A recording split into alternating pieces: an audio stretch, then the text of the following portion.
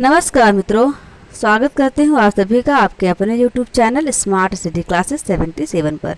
मित्रों, हम यहाँ पर तैयारी कर रहे हैं एनटीए नेट जेआरएफ की और हमारा जो स्पेशली फोकस है वो पेपर 2 हिंदी पर है। हमने पेपर 2 हिंदी के अंतर्गत कई यूनिट की क्लासेस प्रारंभ कर दी हैं। हमने कहानी पढ़ लिया है, सारे निबंध पढ़ लिए हैं, यूनिट फर्स्ट की क्लासेस भी आ चुकी हैं, सेकंड की भी आई, थर्ड की भी आई और हम लोग यूनिट 6 पढ़ रहे हैं जो कि उपन्यास का यूनिट है।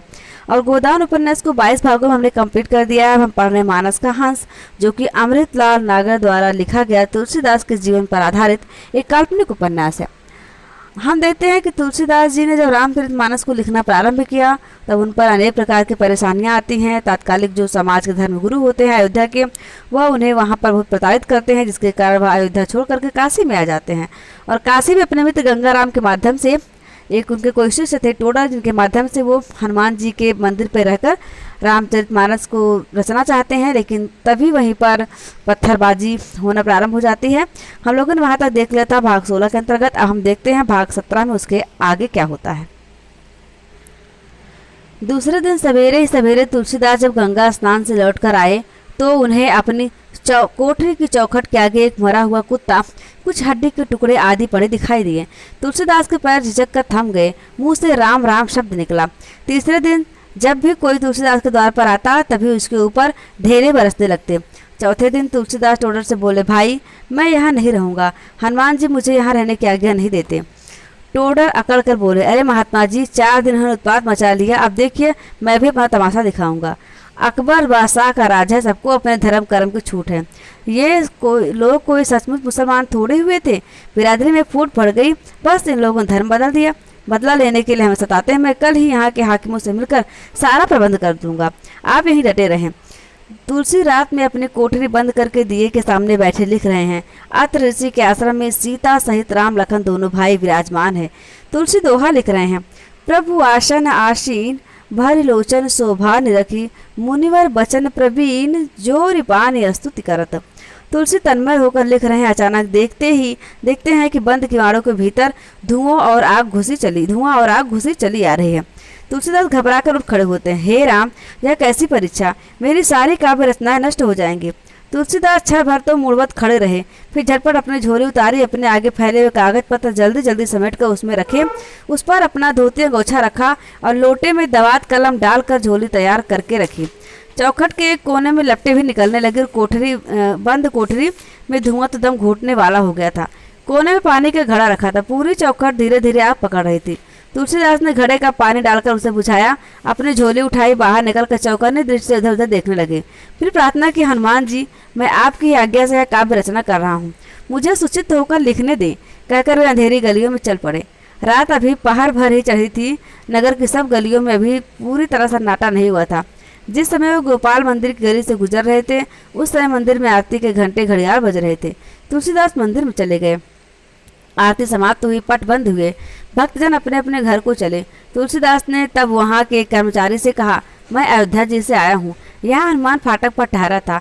कुछ दुष्ट प्रकृति के लोगों ने धर्म के नाम पर वहाँ मुझे तंग करना आरंभ किया और आज तो कोठरी के किवाड़ों में आग तक लगा दी। क्या मुझे निराश्रित को यहाँ रात भर टिकने के लिए स्थान मिल सकेगा? एक क्षण तक तो पुजारी उन्हें देखता रहा, फिर कहा, आओ हम तुम्हें सोने की जगह बतला दें। गोपाल मंदिर में अधिक दिनों तक टिक न सका।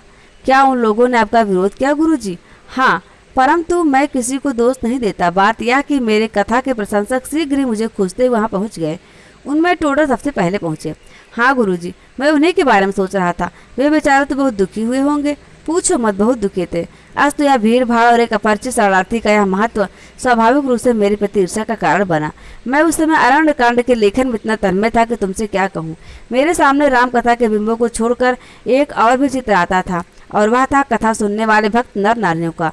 काल से पीटे, शासन से दुराए, अपने भीतर से टूटे हुए निरीह नर नारियों का समाज जब मेरी आंखों के सामने आता था तो ऐसा अनुभव करता था कि जब अपने साथ ही साथ इन मनुष्यों में रामभद्र के अवतार की कामना करूंगा तभी मुझे श्री युगल कमल चरणों में खरी भक्ति मिलेगी। आप ऐसा क्यों अनुभव करते हैं गुरुजी? बाबा हंसे, बोले, जिसके पैरों में बीमारियां फटती हैं ना, वही दूसरों के दर्द को समझ सकता है। जीवन तत्व और है ही क्या? उदारता और स्वाधीनता मिलकर ही जीवन तत्व है। इन दोनों के मेल में प्रेम तत्व आप ही आप उमंगता और निरखता है। क्या फिर गोपाल मंदिर वाली कोठरी भी आपको छोड़नी पड़ी? हाँ, टोडर बड़े ही प्रेमी जीव थे। यूं तो केवल 4 गांवों के ही ठाकुर थे, पर उनका कलेजा किसी बड़े से बड़े साम्राज्य के विस्तार से कम न था। उन्होंने 80 घाट पर तुरंत ही यह जमीन खरीद ली। मेरे लिए पहले तो एक मड़ैया छवा दी, फिर धीरे धीरे मंदिर, इमारत इत्यादि भी उन दिनों में बनवाई जब हम अगली रामनवमी पर कुछ महीने के लिए अयोध्या चले गए थे। परंतु वह आगे की बात है। कथा प्रेमी भीड़ वहां भी पहुंच गई। नगर में किसी तरह से किंवदंती फैल गई कि मेरे शत्रुओं द्वारा सताए जाने पर हनुमान जी अपना विराट रूप धारण करके प्रकट हो गए थे, जिससे दुष्टों की भीड़ भाग गई। मेरे संबंध में इतनी चमत्कारिक कथाएं नगर में फैल गई कि वहां पहुंचने के चौथे 5वें दिन एक विशाल समुदाय मेरे सामने था। मैं भूल गया पंडितों के ईर्ष्या द्वेष की बात, भूल गया आने वाले संकटों की बात। अरण्य कांड रच ही रहा था, उससे ही तन्मय होकर सुनाने लगा। तुलसीदास अरण्य कांड सुना रहे हैं, जनता मंत्रमुग्ध होकर सुन रही है। उनके स्वर में ऐसा आकर्षण और वर्णन में ऐसी चित्रमयता है कि लोगों को लगता है कि मानो सारे दृश्य उनकी आंखों के आगे घट रहे हैं। महर्षि अत्रि के आश्रम में सीता, राम, लक्ष्मण का स्वागत होता है। अनुसुईया सीता को उपदेश देती हैं। वन में रहने वाले ऋषि मुनि और तापस उनका अलौकिक रूप और बल देखकर उनमें परब्रह्म के दर्शन पाते हैं। तुलसीदास ने राम का ऐसा मार्मिक रूप आंका कि सुनने वालों के मन में उस सुंदरता को देखने की ललक उनके प्राणों की सारी शक्ति समेटकर उन्हें भाव रूप राम का दर्शन कराने लगी। टोडर तो ध्यान लीन हो गए थे। कथा में फल फूल अनाज पैसे चढ़ने लगे। तुलसीदास भीड़ के जाने के बाद टोडर से बोले, आज और कल सवेरे के लिए इतने दाल चावल रखे लेता हूँ, बाकी सब गरीबों को बंटवाने की व्यवस्था आप कर दें और इन रुपए टकों का उपयोग कुछ निसहाय विधवाओं के दिन दुखियों में बांट कर करें। टोडर बोले, महात्मा जी आप तो बस लिखिए और सुनाइए, बाकी सारी चिंताएं मेरे ऊपर छोड़ दीजिए। हमने एक और प्रबंध भी यहाँ कर दिया है। कुछ पहलवान यहाँ रहेंगे, उनके लिए अखाड़ा भी बनवा दूंगा।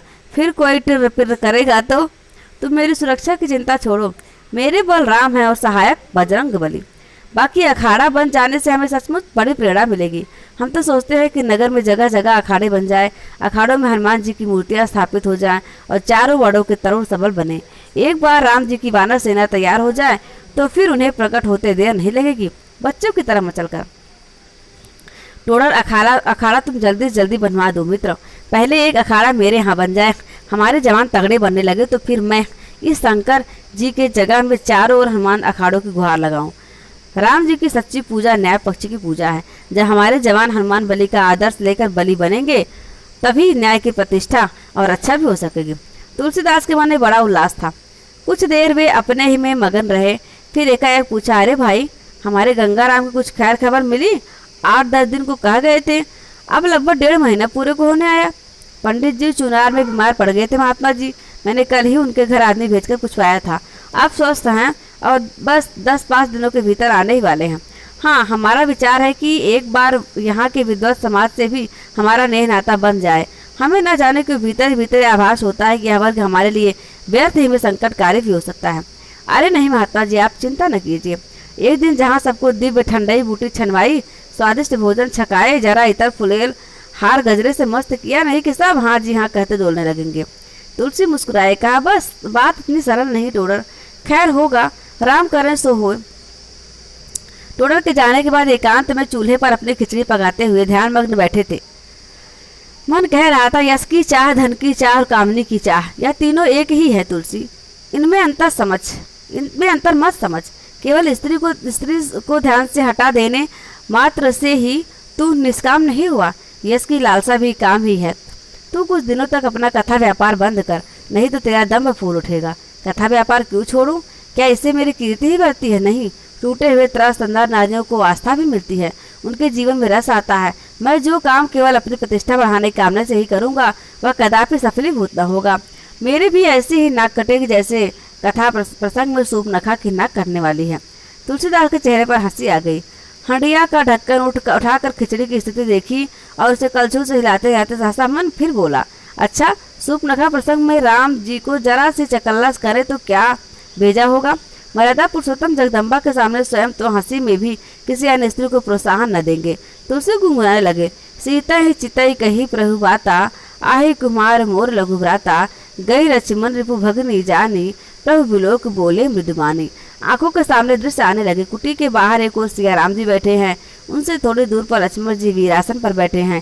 कामनी सुरपड़खा रिझी और ललचाई हुई दृष्टि से लक्ष्मण को देख रही है। लक्ष्मण कहते हैं, सुंदर सुन मैं उनकर दासा, पराधीन नहीं तो सुपासा। गुनगुनाहट में पंक्तियों पर पंक्तियां बनती गई। सीता ही सभय देखी रघुराई। राम लक्ष्मण को संकेत करते हैं। लक्ष्मण आगे बढ़कर सूर्पनखा को पकड़कर गिरा देते हैं, उसके नाक कान काट लेते हैं। एकाएक तुलसी का ध्यान टूटता है। झोपड़ी की फूस से बनी दीवारों का कोना, उसके आगे बड़ा हुआ चूल्हा, उसके ऊपर चढ़ी हुई मिट्टी बड़ी हड़िया आंखों के सामने आ जाती है। तुलसी की नाक में अप्रिय गंध आ रही, खिचड़ी से जलान धुकने लगी है। झट से हड़िया उतारी, उसका ढक्कन खोलकर देखा। खिचड़ी की स्थिति देखकर हंसे और आप ही आप बोल उठे, अच्छी सूर्पनखा की नाक की चिंता की, मेरी खिचड़ी ही जल गई। खैर, अब इसकी चिंता छोड़कर चौपाइयों को लिख डालूं, फिर याद से उतर जाएंगे तो कठिनाई होंगी। वेणुमाधव के बोलने से बाबा का ध्यान भूतकाल से वर्तमान में आ गया। संत जी ने पूछा, पंडितों की वह सभा जो आप चाहते थे? बाबा हंसे और बोले, वह न हो पाई। पंडितों ने पंडित गंगाराम टोडर दोनों ही को हमारा पक्ष लेने का निंदित किया। वही अयोध्या जैसी दशा हुई। हमारी लोकप्रियता कर पंडित समाज की ईर्ष्या का कारण बन गई। इस प्रतिकूल वातावरण का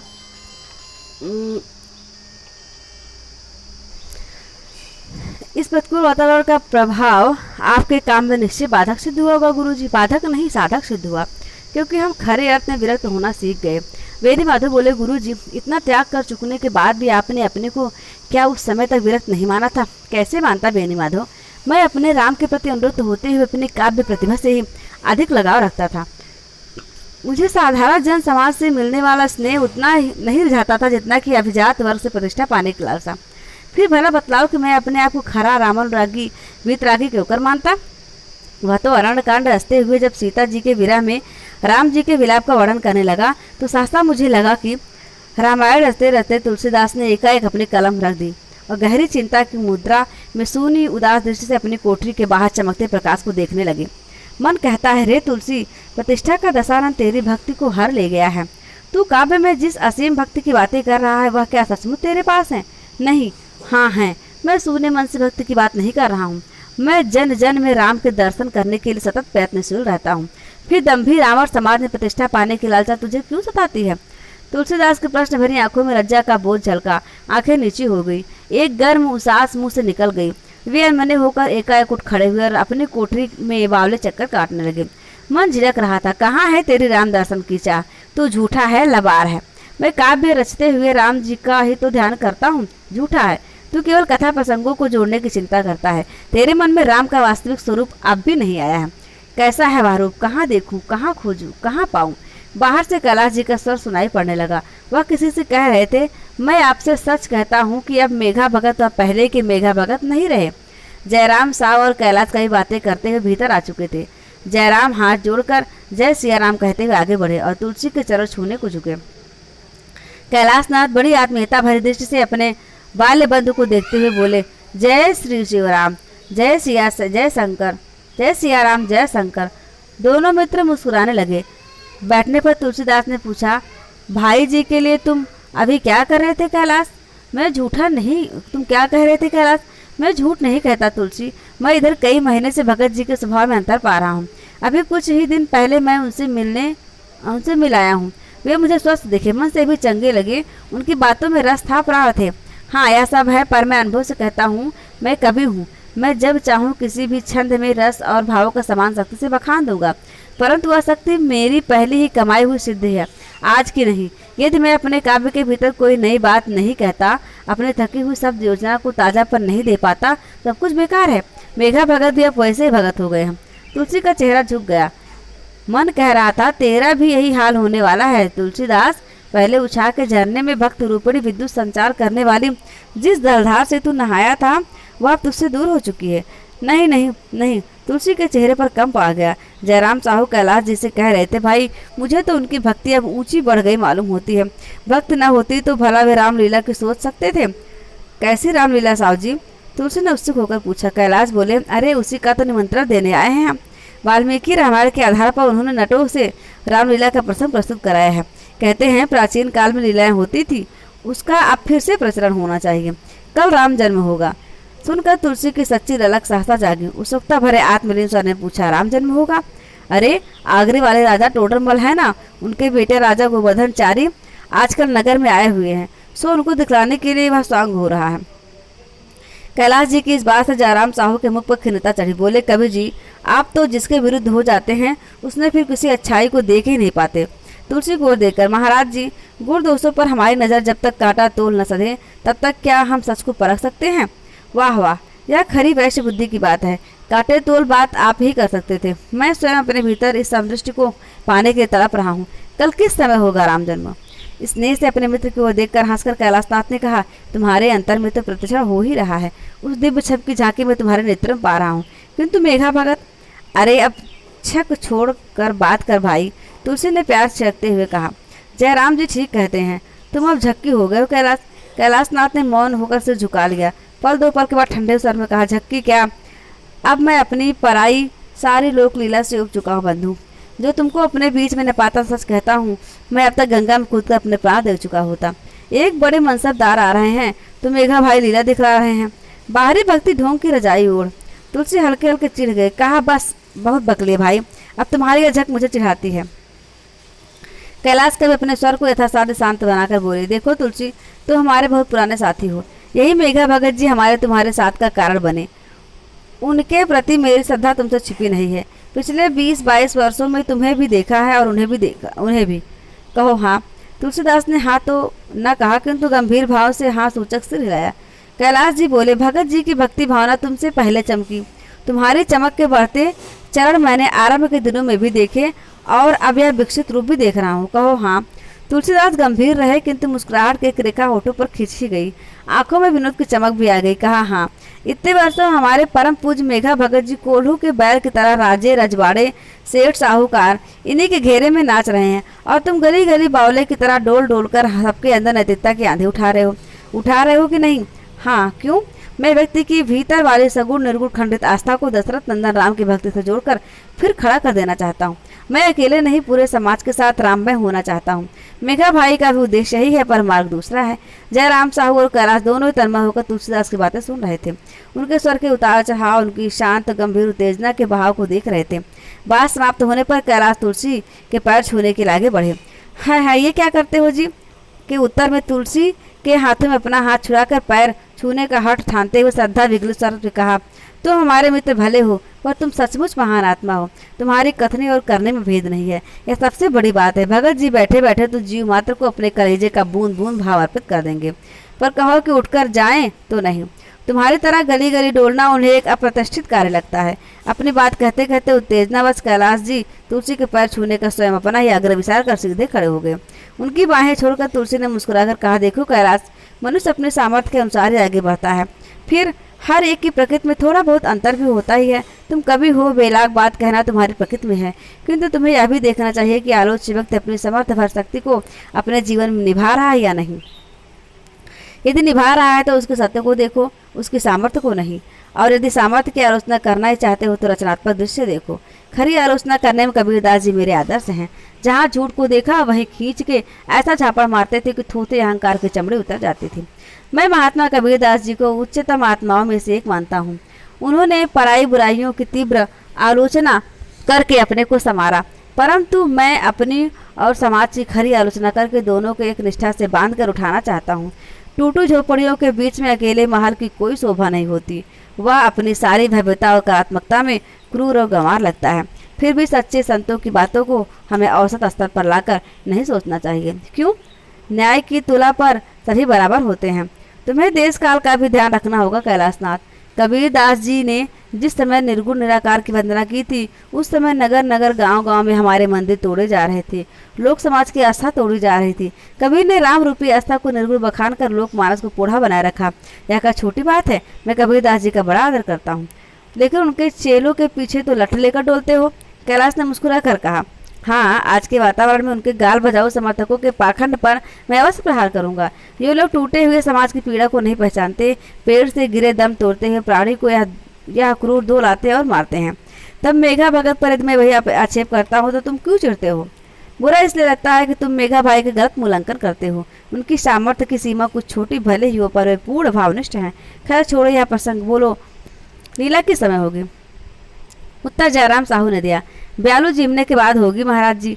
मेरे ही बगीचे में आयोजन है, राजा गोवर्धन धारी उनके गुरु पूज्यपाद नारायण भट्ट जी भी आपके इस दास के घर पर जूठन गिराने कृपा करेंगे।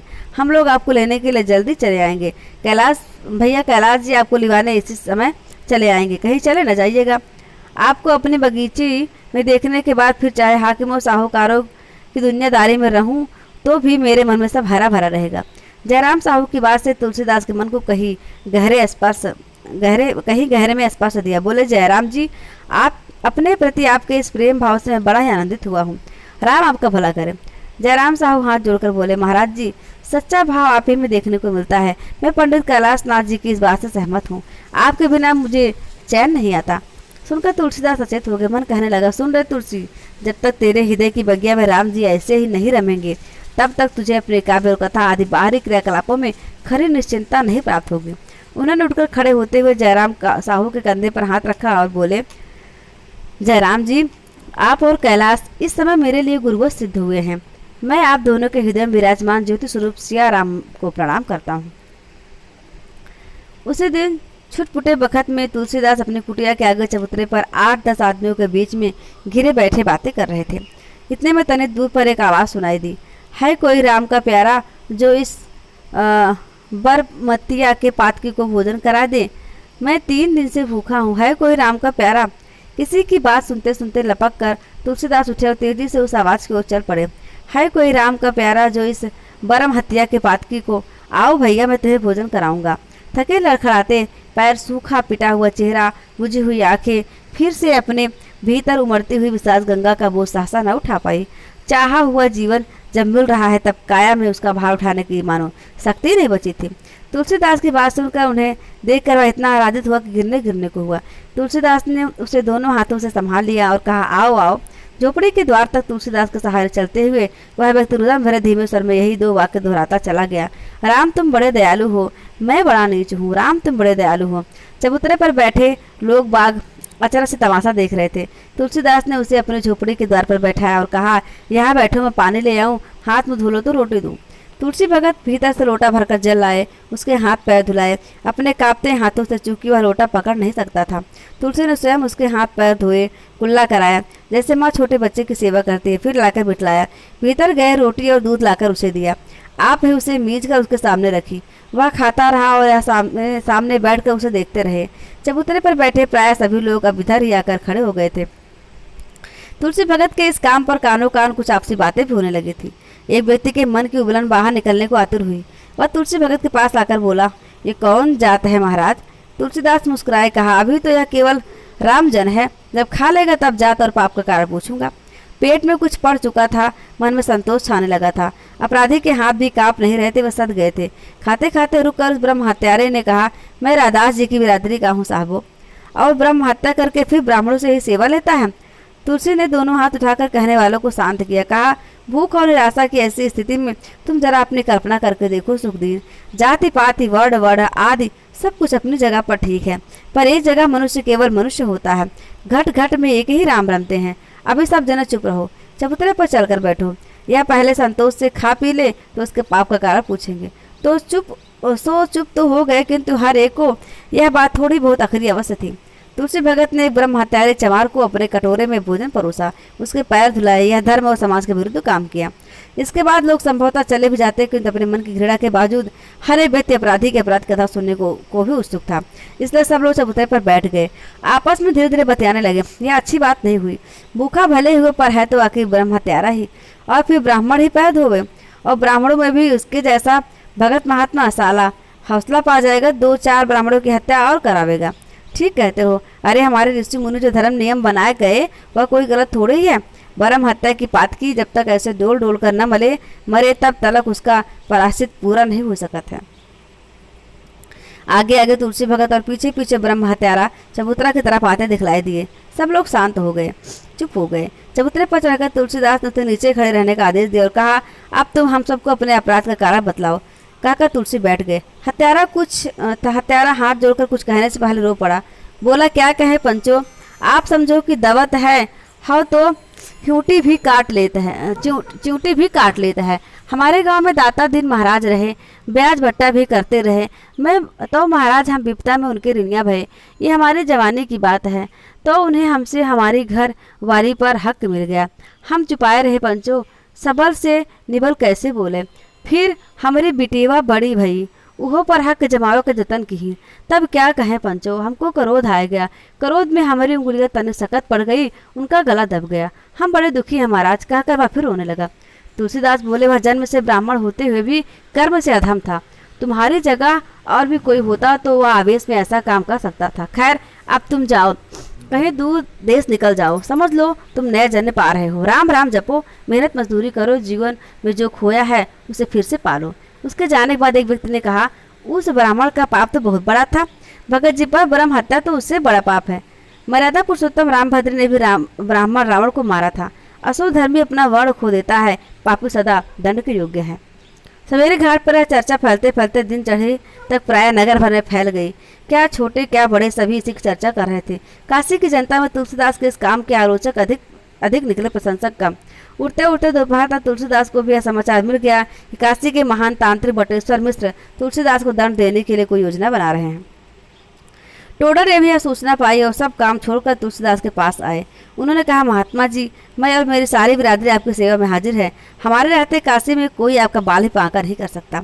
तुलसीदास मुस्कुराए, कहा, अरे भाई, तांत्रिक तो मूठ मारेगा, तुम लोग मुझे उससे कैसे बचाओगे? अरे मैं उसी का सफाया कर डालूंगा। ऐसा नीच को मारने से मुझे ब्रह्म हत्या का पाप भी नहीं लगेगा। तुलसीदास खिलखिलाकर हंस पड़े, कहा, कौन ब्राह्मण तुम्हारे पक्ष में व्यवस्था देगा? कोई न दे, राम जी की दृष्टि से मैं निष्पाप रहूंगा, यह जानता हूँ। मैं आज ही बटेश्वर महाराज के यहाँ कहला दूंगा कि नहीं बटेश्वर मेरे गुरु भाई हैं। खैर छोड़ो इस प्रसंग को, गंगाराम कब आ रहे हैं? जोशी जी आज कल में ही आने वाले थे। यहाँ से लौटते समय मैं उनके घर जाकर पता लगवा लूंगा। कवि कैलाश ने उसी समय आंधी के झोंके की तरह प्रवेश किया और बड़े आवेश में कहने लगे, यह वैशाख नंदन बटेश्वर तुम्हारे विरुद्ध जनमत को संगठित कर रहा है। वह तुम्हें यहाँ से निकलवाने के सपने देख रहा है। मैं अभी भी उसके घर जाकर चलती गली के सामने सबके सामने उसको चुनौती दे आया हूँ। मूर्ख कहेगा, दम भी। उत्तेजनावश कैलाश जी कांपने लगे। तुलसीदास ने उसका हाथ पकड़कर बैठाया, उन्हें शांत होने को कहा। बोले, तुम तो जानते ही हो कैलाश के बटेश्वर मेरे अग्रज गुरु भाई हैं। मेरे प्रति उनका रोष पुराना है, यह भी तुम जानते ही हो। मैं सब जानता हूँ और वह भी जानेगा, किसी कड़े से पाला पड़ा है। आज सवेरे जब भगत जी के यहाँ बटेश्वर की यह खबर आई, तभी से मैं क्रोध से उबल रहा हूँ। टोडर बोले, पंडित जी, मेरे भी सचमुच यही दशा है। यदि उन्होंने पंडितों की पंचायत करके नगर के कुछ बिरादरियों के जोर पर महात्मा जी को यहाँ से निकलवाया तो नगर में हत्याकांड मच जाएगा। बहुत सी छोटी बड़ी जातियों के चौधरी मेरे भी साथ होंगे। कैलाश फिर उत्तेजित हो गए। बोले, मैं उनके मुंह पर कह आया हूँ टोडर जी कि तू अपने बाप दादे के 7 पीढ़ियों के पोथी पत्र निकाल कर हमें और हमारे तुलसीदास को मारने का उपाय सोच ले। हे वैशाख नंदन, कब की भविष्यवाणी भी याद रखना। तू जो करेगा वह तेरे ही ऊपर उलट कर पड़ेगा। दो उत्तेजित व्यक्तियों के बीच में तुलसीदास अपने आप को संयत रखने के लिए अपने मन में गूंजता राम शब्द सुनते रहे। जब कैलाश अपने जी का उबाल निकाल कर थमे, तब उन्होंने दोनों को संबोधित करते हुए कहा, आप दोनों ही मेरे मित्र और शुभचिंतक हैं। आप दोनों कृपा करके ध्यान से सुने। बेचारे बटेश्वर स्वयं अपने अंत के निकट आ गए हैं। आप उनके विरुद्ध कार्य करके व्यर्थ में अपने आप को कलंकित न करें। आप दोनों ही मित्र मेरे हाथ पर हाथ रखकर यह वचन दें कि इस संबंध में शांत रहेंगे, कुछ न करेंगे। तुलसी ने अपने दाहिने हाथ का पंजा आगे बढ़ाया। टोडर को अपना मन अनुशासित करते देर न लगी, किंतु कैलाश नाथ के चेहरे पर अभी ताप चढ़ ही रहा था। तुलसी की स्नेह दृष्टि से आंखें मिलते उन्होंने आंखें झुका ली और भनभनाते हुए कहा, तुम्हारी यह भद्रता मुझे अच्छी नहीं लग रही है। पापी और दंभी को दंड मिलना ही चाहिए। तुलसी बोले, कल तुम जिस मानव मर्म को सहज भाव से मेरे भीतर पहचान कर सराह सके थे, उसी को आज बुरा बतला रहे हो। कभी बड़ा लहरी होता है, अपने ही समाधि तरंग को काटते हुए उसे देर नहीं लगती। कहकर तुलसीदास खिलखिलाकर हंस पड़े। उनकी बच्चों जैसे मुक्त हंसी ने गंभीर और कुछ वातावरण पर वैसा ही प्रभाव डाला जैसे जेठ की धूप में तपी हुई धरती पर आषाढ़ के दोगड़े का पड़ता है। टोडर सहज ही हंस पड़े। कैलाश के क्रोध ने आंखों में एक बार फिर पलटा लेना चाहा, पर तुलसी की स्नेह और विनोद भरी मुद्रा ने हल्का कर दिया। स्वयं भी व्यंग्य विनोद साध कर बोले, तुम भी तो कवि हो, तुम क्या कुछ कम लहरी हो?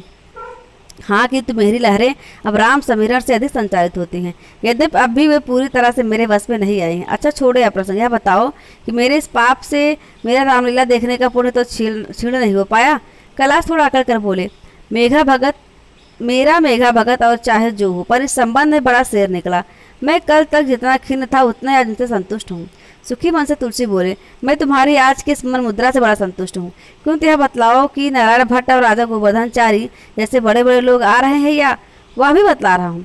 आज जैसे उनके पास सूचना आई वैसे उन्होंने मुझसे कहा, कैलाश नारायण भट्ट जी से तुम स्वयं जाकर पूछो, तुम स्वानुभव से उन्हें यह बतला सकोगे कि तुलसी कैसा व्यक्ति है। फिर आगे उनकी जो हाँ ना हो सो मुझे बतलाना। टोडर ने उत्सुकता पूर्वक पूछा, भट्ट जी महाराज क्या बोले? उन्होंने कहा कि संतों विरक्तों पर कोई सामाजिक प्रतिबंध नहीं लगाया जा सकता। सन्यासी शिखा और सूत्र का त्याग करके भी शूद्र नहीं कहलाता। तुलसीदास आनंद से हमारे साथ ही साथ रामलीला देखे, हमें कोई आपत्ति नहीं है। सुनकर तुलसीदास के मुख पर आनंद और संतोष की आभा आ गई। कैलाशनाथ अपने उत्साह के शिखर पर चढ़ने लगे। बोले, तभी तो मैं सीधा वैशाख नंदन के घर सुनाने जा पहुंचा। तुलसी ने तुरंत ही अपने मित्र के उत्साह के दशा दिशा काटे। कहा, आप बटेश्वर के पीछे पड़ गए हो, घूम फिर कर तुम्हारी झक वहीं की वहीं पहुंच रही है। कैलाश हंसकर बोले, मैंने आज उसे खूब तपाया। मैंने कहा, तू अपने आप को बटेश्वर समझता है? अरे तू तो इमली के लिए भी इमली के चीए बराबर भी नहीं है। वह उठकर मुझे गालियां देने लगा। हंसी, परवाह रे मेरे मेघा भगत, जब हमने उनसे प्रश्न किया कि मान लीजिए नारायण भट्ट ने आना स्वीकार किया तो क्या आप रामलीला नहीं दिखाएंगे? वे बोले, मैं और मेरा राम बोला देखेगा, तुम लोग तो साथ रहोगे ही, रामलीला के प्रेमियों की कमी नहीं रहेगी। तुलसी बोले, कैलाश नारायण भट्ट जी का संदेश तुमने अभी तक मेघा भाई को पहुंचाया है अथवा कोरम कोर बरगद नाथ को इमली का चिया बना करके चले आए हो? अब जाऊंगा वहाँ, तुम्हारे यहाँ भी आए बिना मुझे चैन थोड़ी पड़ सकता था।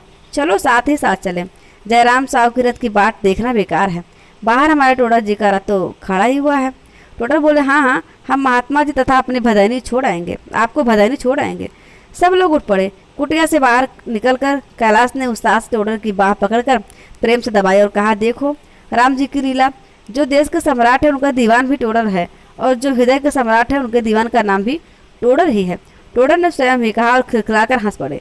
कुटी का टट्टर बंद करते हुए तुलसीदास भी हंसी के इस वातावरण में घुले बिना न रह पाए। दोपहर ढलते ही भदैनी स्थित जयराम साहु के बगीचे के सामने रथों और पालकियों का आगमन आरंभ हो गया। नगर के चुने हुए 40-50 सेठ, महाजन, हाकिम, अमले और शुकक पंडित समाज के लोग वहां पर आमंत्रित थे। नौकरों चाकरों की सेना आमंत्रित अतिथियों की संख्या से लगभग 2.5 गुनी अधिक थी। द्वार पर केले के खंभे से बनाए गए कलात्मक तोरण और भीतर की सजावट आदि देखते ही बनती थी।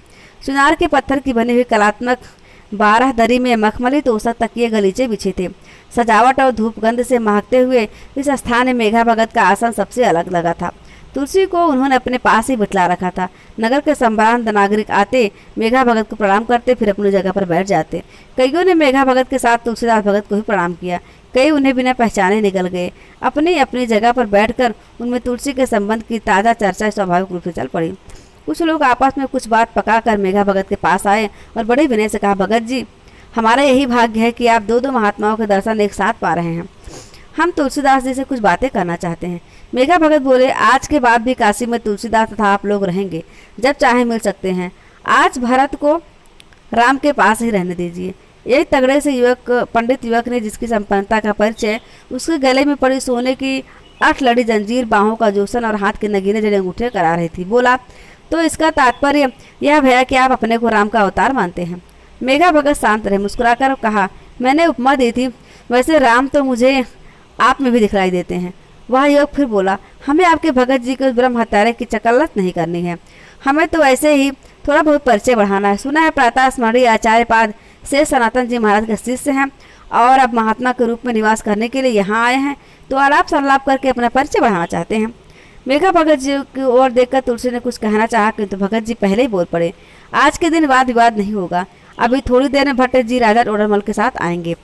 वह टोडरमल नहीं, टोडरमल जी के पुत्र है महात्मा जी, पुत्र ही सही। उनके आने पर यहाँ सरस काव्य सुनिएगा और सुनाइएगा, फिर रामलीला देखिएगा। युवा पंडित मंडली निराश हुई। वे लोग अपनी जगह पर लौट गए, पर मन नहीं मान रहा था। मेघा के पास बैठा तुलसी को वे उसी तरह ललचाई दृष्टि से देख रहे जैसे बिल्ली कबूतर को ताकती है। तुलसी को देखकर उसके मन में पिछले बहुत दिनों से काफी रोष और उपेक्षा का भाव भरा था। कुछ ही दिनों में वह अनजाना व्यक्ति आकर काशी की जनता के लिए हार बन गया है। अच्छे संस्कृतज्ञों में भी कई लोग उसे कविश्रेष्ठ मानते हैं। संपन्न घरों के युवा कवि पंडित इस नए नामवर कवि से दो चोचे लड़ाने के लिए मचल रहे थे। एक ने कहा, अरे अब तो रहा नहीं जाता, उसको मेघा भगत के पास से हटाकर यहाँ लाना ही चाहिए, कुछ मजा लेना चाहिए, फिर तो बड़े लोग जहाँ आए तहाँ मजा गया सरवा। एक दुबला पतला चालाक सहयोग बोला, अच्छा ठहरो, मैं लेके आता हूँ। वह युवक फुर्ती से उठकर फिर मेघा भगत के पास गया और हाथ जोड़कर बोला, महात्मा जी, हमारी महात्मा तुलसीदास से वार्तालाप करने की तीव्र इच्छा है। यदि आप हमारी इस सदिच्छा को फलीभूत ना होने देंगे तो हम फिर भोजन नहीं करेंगे महाप्रभु। मेघा ने तुलसी को देखा। तुलसी मुस्कुराकर बोले, आज्ञा प्रदान करें, ब्राह्मणों को भूखे रखना उचित नहीं। जैसी तुम्हारी इच्छा, शांति रखना। मेघा भगत से स्वीकृति पाते तुलसीदास उठकर वहां से आ गए जहां युवक मंडली बैठी थी। इन्हें इधर आए देखकर बैठे हुए प्रौढ़ वृद्ध भक्तजन भी आसपास खिसक आए। एक ने कहा, महाराज, इन दिनों आपका बड़ा यश फैल रहा है। हम नाम तो नित्य ही सुनते थे, आज दर्शन का सौभाग्य मिल गया। तुलसी सभी ने बोले, भाई, यश राम जी का है, मैं तो उनका एक अकिंचन सेवक मात्र हूँ। युवकों में से एक ने चहकने वाला अंदाज साधकर दबे विनोद और ऊपरी गंभीरता के स्वर में कहा, सेवक तो आप अवश्य हैं। हमने सुना है कि आपने किसी अलख निरंजनवादी साधु को उसकी राम के प्रति अवज्ञा के कारण लठ मारा था। तुलसी हंसे कहा, मेरे पास राम नाम की लाठी है, उसी से मारा होगा। हाँ हाँ, जब जड़ चेतन सभी में राम है तब लठ में भी है। आपके इस व्यंग में भी राम ही बोल रहे हैं। कैसे? मूड में जैसे चेतना बोलती है उसे मूड उसे सुनकर भी नहीं सुन पाता। तुलसीदास का मीठा व्यंग भरा प्रत्युत्तर सुनकर वह युवक चुप हो गया, किंतु एक और व्यक्ति तुरंत ही बोल पड़ा, हाँ महाराज, आपकी बात खरी है। युग का प्रभाव देखिए, लोग मुर्दे की सड़ी गली हड्डियों को पूजने लगे हैं, पर आपकी दृष्टि से देखा जाए तो वह भी राम ही का एक रूप है। राम तो रावण में भी कहीं उसकी अंतः चेतना बनकर विराजमान थे। मूढ़ ने उसे न सुना और अपने हाड़ मांस की काया का रव ही सुनता रहा, इसलिए वैसा अंत पाया। एक छोटे मोटे हाकिम में एक प्रौढ़ व्यक्ति आगे बढ़कर त्योरियों पर बल डालते हुए बोले, तब तो महाराज, इन रूपों के झगड़ों से वे अपने कबीरदास जी का सिद्धांत ही क्या बुरा है। साकार के इतने भेद हैं कि हम लोगों के लिए भूल भुलैया से बन गई है। किस रूप में राम है, किस रूप में नहीं है, किस रूप में कहाँ छिपे हैं, भला बतलाइए। इन सब बातों को सोचते रहें तो अपनी रोजी रोटी किस समय कमाएं। एक उद्धत ब्राह्मण युवक ठठाकर हंस पड़ा, बोला, हुलास राय जी, ये इनसे न पूछिए। बेपढ़ी लिखी गंवार भीड़ ही इनके जैसों को और कबीरदास जैसे सदुकड़ों को अपनी ठगरी विद्या का चमत्कार दिखलाने के लिए मिलती है। ये कबीरदास को मान लेंगे तो इनका धंधा कैसे चलेगा? हा हा हा। उसके साथ ही साथ सारी युवक मंडली हंस पड़ी। तुलसीदास अंदर से तपो तो अवश्य, किंतु क्षण मात्र अपने को अनुशासित कर लिया। लोग व्यवहार में इधर उधर खो जाने वाला राम शब्द उनकी छाती में बीचों बीच ऐसे आकर जड़ गया जैसे अंगूठी में नगीना। वे अभी युवक के साथ ही खुलकर हंस पड़े। कहा, ये आपने धंधे वाली बात अच्छी कही। आजकल धर्म के पास राज तो है नहीं, इसलिए बेचारा छोटे मोटे धंधे करके ही जी पा रहा है। आप लोग कभी धर्म के धंधेदार हैं, सभी धर्म के धंधेदार हैं, मुझसे बढ़कर राज जानते हैं। हम और कबीरदास जी महाराज तो राम जी की दुकान के चाकर हैं। पहले जमाने में आस्था से नंगी अपनी प्रजा को कपड़ा पहनाने के लिए श्री राम ने कबीर जी को भेजा। अब कपड़ों के साथ जेवर गहने पहनने के दिन भी आ गए हैं तो राम जी की दुकान में हमारे मेघा भगत जैसी विभूतियाँ भी चाकरी बजा रही हैं। हाकिम हुलास राय जी बोले, ये आपकी वस्त्र और गहने वाली बात हमें समझ में नहीं आई महाराज, तनिक फिर से समझाने कृपा करें। तुलसीदास बोले, देश काल के अनुरूप ही धर्म में बोध ढलता है। कबीर साहब ने जिस समय निर्गुण राम का प्रचार किया उस समय कैसा घोर अत्याचार हो रहा था। सारी मूर्तियां और मंदिर ध्वस्त कर दिए गए थे। भद्र समाज कायर बनकर विजेताओं के तलवे चाटने लगा था और निर्धन दीन दुर्बल जन समाज बेचारा हाहाकार कर उठा था। अनास्था के ऐसे गहन शून्य भरे भारत रूपी महल के खंडहर में कबीरदास यदि निर्गुणिया राम का दिया न बारते तो आज उसमें भूत ही भूत समा चुके होते। तब आप गली गली में उनका तीव्र विरोध और सगुण का अंध प्रचार क्यों करते हैं? एक बुद्धिवंत और सौम्य लगने वाले युवक ने पूरी शिष्टता में अपना तीखा पर मिलाकर पूछा। मैं निर्गुण का विरोध कभी नहीं करता। सगुण निर्गुण दोनों एक ही ब्रह्म के स्वरूप हैं। वे अकत अगाध अनादि और अनुरूप हैं। मैं तो केवल उन लोगों का विरोध करता हूँ जो कबीर साहब के वचनों की आड़ लेकर धर्म की सामाजिक आस्थाओं के निकम्मे आलोचक हैं। कबीर साहब को राम धाम लाभ हुए 150 वर्ष बीत गए, किंतु तब से लेकर अब तक वे और उनके पथगामी तीव्र प्रहार करके भी जन जन के हृदय मंदिर से रावण हंता रामभद्र की मूर्ति भंजित नहीं कर पाए। त्रस्त जनमानस के अधिक आधार से उस सगुण भक्ति पर निकम्मे प्रहार करके बेचारी जनता को सताते हैं, मरे हुओं को मारते हैं। ऐसे निकम्मे आलोचक लोग देश समाज के शत्रु होते हैं। मैं इसका विरोध करता हूँ। आप कृष्ण जी के भी तो विरोधी हैं। मैंने कृष्ण प्रेम के गीत गाए हैं, राम से में भेद नहीं है, पर इस समय मुझे इसका मुरलीधर गोपी रमण रूप नहीं लुभाता। मैं उन्हें धनुर्धारी असुर संहारक और रामराज प्रतिष्ठापक के रूप में निहारना चाहता हूँ। एक युवक ने बात का रंग बदलते हुए पूछा, हमने सुना है महाराज के विद्यार्थी काल में पंडित बटेश्वर जी मिश्र से आपका कोई झगड़ा हुआ था। हमसे उनका कोई झगड़ा कभी नहीं हुआ। हमारे हनुमान जी से उनके भूत अवश्य डरकर भाग खड़े हुए थे। तुलसीदास के कहने के विनोदी ढंग से कुछ और लोग भी हंस पड़े। युवक ने फिर कहा, वह आपके पास कोई मारण प्रयोग कर सकते हैं, महान तांत्रिक है। मारने और जलाने वाले तो राम हैं, फिर ऐसा बातें निरर्थक है। फिर उसी युवक ने प्रश्न किया, अच्छा यो छोड़िए, हमने सुना है उन्हीं मेघा भगत के दरबार में आपकी और यहाँ की किसी वेश्या की गायन कला में होड़ जागी थी। तुलसीदास का चेहरा लज्जा और क्रोध से लाल हो गया, परंतु अपने को संयत रखकर वे मुस्कुराते हुए बोले, हाँ, मेरे भीतर कला प्रदर्शन की होड़ जागी थी। फिर कुछ ठसक मोहब्बत की कलाबाजियाँ भी बाई जी के साथ लगाई थी आपने। युवकों में से कई निर्लज्जता पूर्वक हंसे। हुलासा तुरंत टोका, आप लोगों को एक महात्मा से ऐसे भद्दे सवाल नहीं करने चाहिए। एक युवक बोला, इसमें भद्दा कुछ नहीं है, हमारी सहज जिज्ञासा है, महात्मा जी क्या बतला सकते हैं, मोहिनी बाई अब कहाँ रहती है। तुलसी के मन में वर्षों पहले की अंकित मोहिनी की छवि उभर उठी, परंतु वह छवि उनके लिए उस समय मोहक न थी, वरन अपमान की आशंकाएं उभारने वाली बन गई थी। फिर भी तुलसीदास ने अपने मन को संयत रखा। भय और क्रोध को दबाकर स्थिर स्वर में कहा, नहीं मिलेंगे उससे, मैं मिला सकता हूँ। इस प्रश्न के साथ हर युवक के चेहरे पर हिंसात्मक आनंद की चमक आ गई। तुलसीदास ने चतुर कनखियों से हर चेहरा भाप ले चट से मुस्कुरा के प्रश्न का उत्तर बड़ी दीनतापूर्वक मिला दिया। मिला सके तो मुझे राम से मिला दे, राम से तो वह राम का प्यारा ब्रह्मपात की चमार ही मिला सकता है। सुना है आपने उस ब्रह्म हत्यारे के पैर भी धुलाए थे। हाँ, दीन दुर्बल और रोगी की सेवा करना मैं राम की सेवा करना ही मानता हूँ। सुना है आप जाति पाति नहीं मानते। मानता हूँ और नहीं भी मानता। कैसे? वर्णाश्रम धर्म को मानता हूँ, परंतु प्रेम धर्म को वर्णाश्रम से भी ऊपर मानता हूँ। युवक मंडली तुलसी की हाजिर जवाबी से अब चिढ़ उठी थी। उनमें से एक तीखा बोला, आप क्या अवधूत हैं? दूसरा बोला, अजय अवधूत व अवधूत कुछ भी नहीं, विशुद्ध पाखंडी हैं ये। जो एक नीच हत्यारे के पैर धोए उसे भोजन कराए, वह ब्राह्मण भी कदापि नहीं हो सकता। तो इनको ब्राह्मण कहता ही कौन है? या किसी ब्राह्मणी कुलटा के गर्भ से उत्पन्न राजपूत हैं। तुलसी भीतर ही भीतर उबलने लगे, किंतु चुप रहे। राम शब्द उनका सहारा था। दूसरे युवक ने तीसरे युवक की जांघ में चिकोटी काट कर आंख मारी। फिर वह बोला, भाई राजपूत तो हम नहीं जानते, पर सुना है कि एक कबीरदास की कौम की है। तुलसीदास उठ खड़े हुए, मन हाथ से छूट चला। उनका चेहरा क्रोध से तंतना उठा था। वे बोले, धूत अवधूत रजपूत जुलाहा, जो जिसके मन में आए जी भर के कहे। मुझे न किसी की बेटी से अपना बेटा ब्याहना है और न किसी की जाति बिगाड़नी है। तुलसी अपने राम का सरनाम गुलाम है, बाकी और जो जिसके मन में आए कहता फिरे। फकीर आदमी मांग के खाना, मस्जिद में सोना, न लेना एक न देना दो। फिर आप लोगों के फेर में क्यों पड़े? कहकर वह उठ खड़े हुए।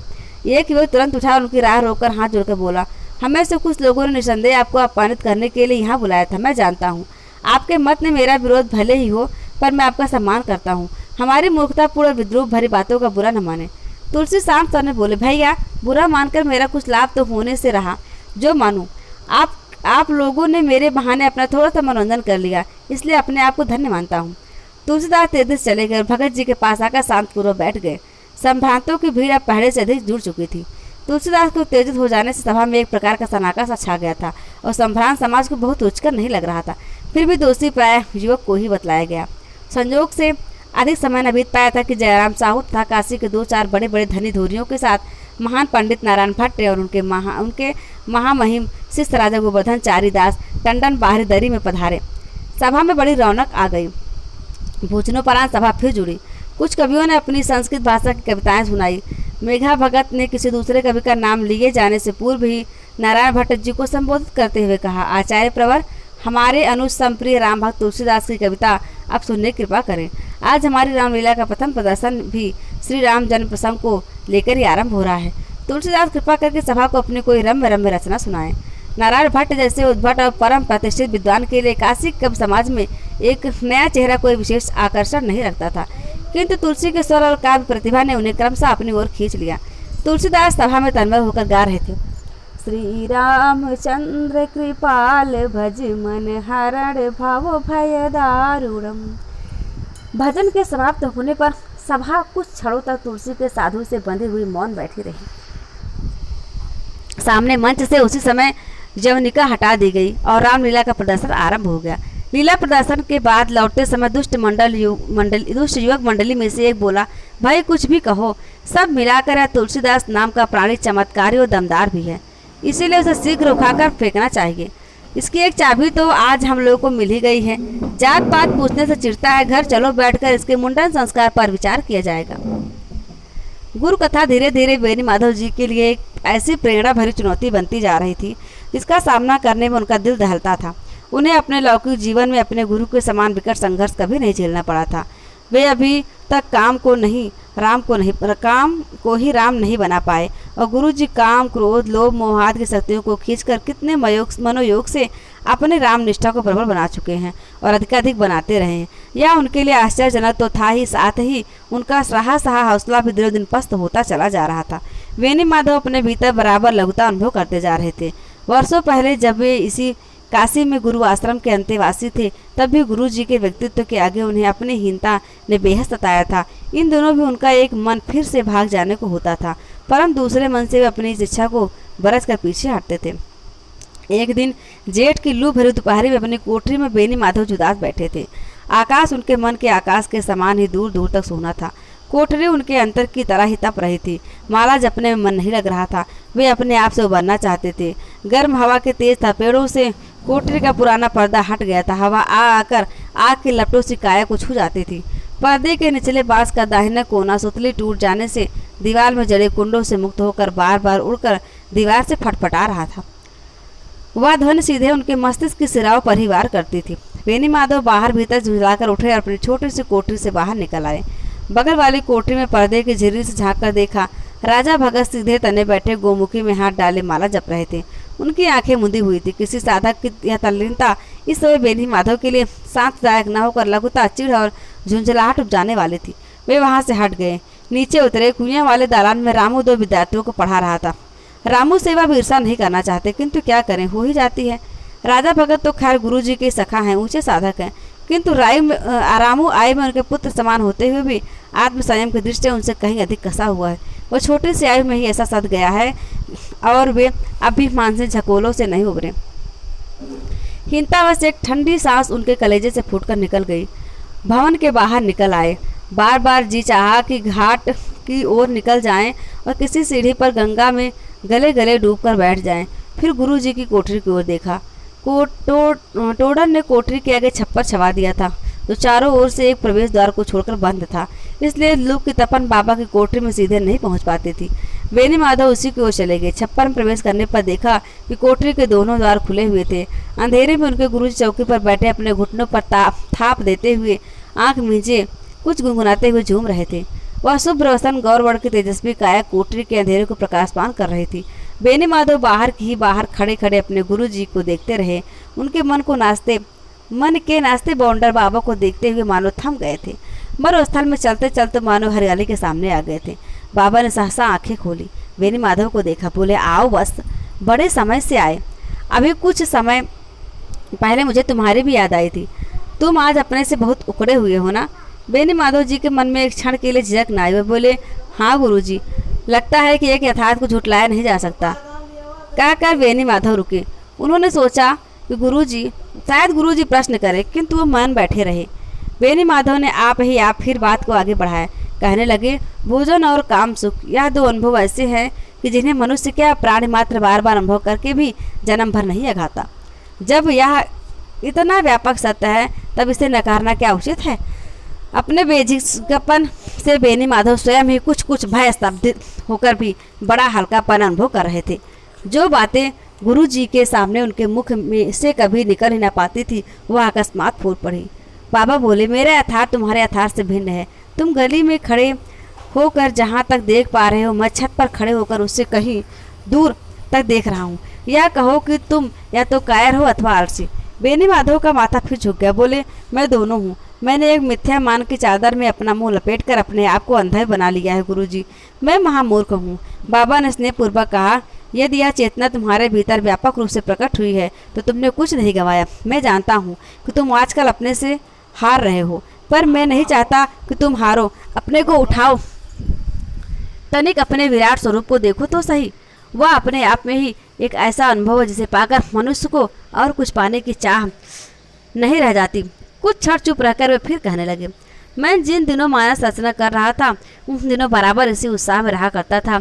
यदि मैं निष्ठापूर्वक इस महाकाव्य को लिख गया तो राम जी मुझे निश्चय प्रत्यक्ष दर्शन देंगे। काशी जी में जब मेरी जाति पात को लेकर मिथ्या प्रचार बड़े जोर जोर से चला, तो मुझे यह होता था कि अपने आप को सत्ता, कुल अथवा धन के मद से माता हुए किए हुए जो लोग आज मेरी निंदा में व्यस्त हैं वे यहीं के यहीं रह जाएंगे। मैं राम का सानिध्य पा जाऊंगा। इस विचार से मुझे कभी भी हीन बोध का अनुभव नहीं होने दिया। हीन दीन जो कुछ था वह केवल अपने राम के सम्मुख था और किसी के आगे नहीं। गुरुजी की बातों में बेनी माधव फिर अपनी पकड़ में आ गए। भोला मन अब फिर से सदने लगा था। बोले, उस ब्रह्म हत्यारे को भोजन कराने के कारण आपको बहुत निंदा सहनी पड़ी। पहले जब मैं यहाँ रहता था कईयों से सुना था आप यह 80 घाट का स्थान छोड़कर कहीं गुप्तवास करने चले गए थे। तुलसी बोले, यहाँ से उठकर भदानी चला गया था। तुलसी के लिए 80 घाट पर रहना दुर्भर हो गया था। उनके विरोधियों के द्वारा भेजे जाने वाले भाड़े के निंदक दिन रात उनकी कोठरी के आसपास मंडराया ही करते थे।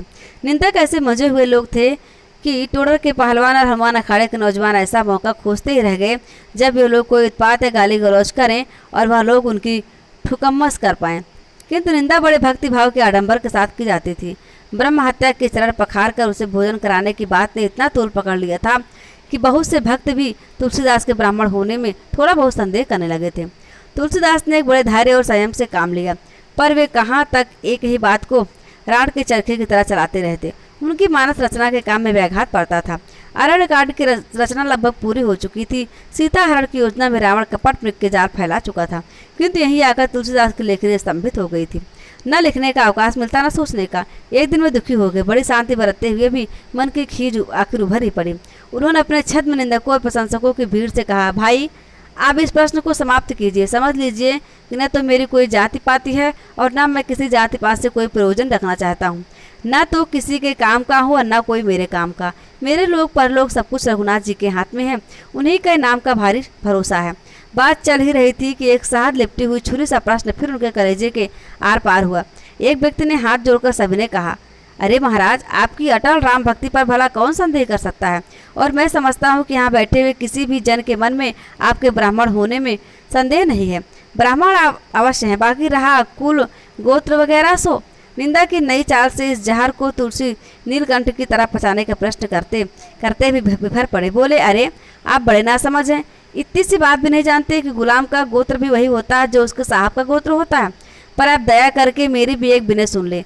मैं साधु हूँ या असाधु, भला आदमी हूँ या बुरा आदमी, आपको इसकी चिंता क्यों सताती है? क्या मैं किसी के द्वार पर जाके पड़ा हूँ जो यह प्रश्न पमारे फैलाते ही चले जाते हैं? अरे मैं जैसा भी अपने राम का हूँ। उसी दिन शाम को संयोग से कैलाशनाथ आ गए। टोडर भी बैठे हुए थे। तुलसी बोली, कैलाशनाथ, अब हम यहाँ से चले जाएंगे। कहाँ?